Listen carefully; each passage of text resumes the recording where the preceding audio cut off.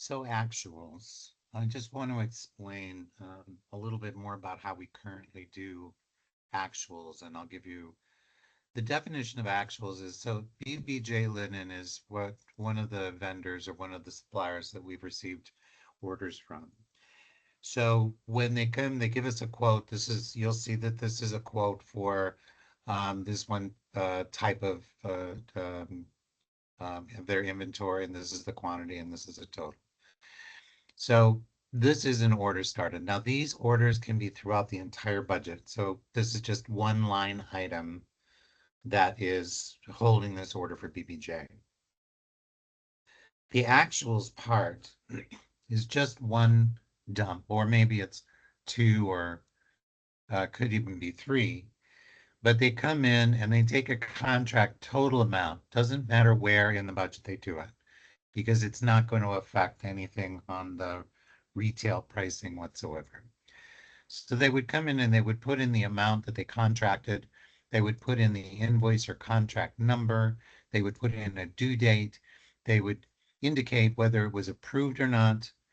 They also had an order received here, and that was sort of an obsolete checkbox because nobody ever used this. It was too time consuming really to keep going back and forth. So approved meant that accounting could take this number and they could call it their Bible, and they know that it was approved by the producer. Then of course accounting would come back in and check it off as paid. So it would be really nice to be able to track the status of those actuals when so producers know that something's been taken care of or not taken care of.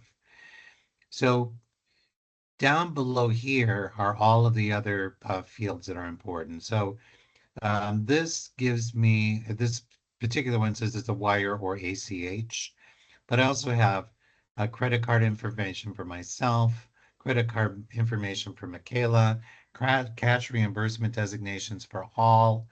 Um, so Chase is by Eric has a Chase card, Jock has a Chase card, so that's why those cards are in there. Is this a check request, or was it taken out of petty cash? These are distinctions that are important for prepaying or post reporting systems. Type of payment could just be a payment, but this might just be a signed contract that they want, in which case nothing would be due here at all. Um, but you can see a signed contract. This is a deposit. This was actually second deposit. This is an estimated final payment, or this was the final payment. This is a direct bill item, or this is a credit or a refund. So again, these are important fields to have for reporting purposes later on. I mentioned account types, and AOO doesn't use this one. It defaults to cost of goods sold.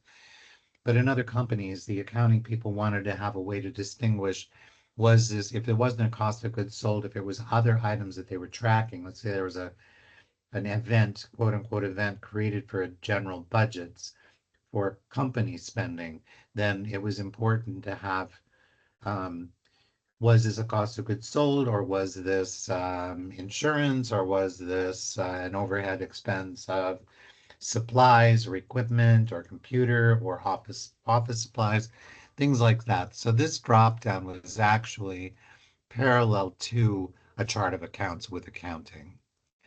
And then this final one is um, um, the ID, employee ID. So if I were to change this to me, then it will change that to my employee number. If I go back and say wire ACH, it changes it back to the designated ID for a wire ACH contact.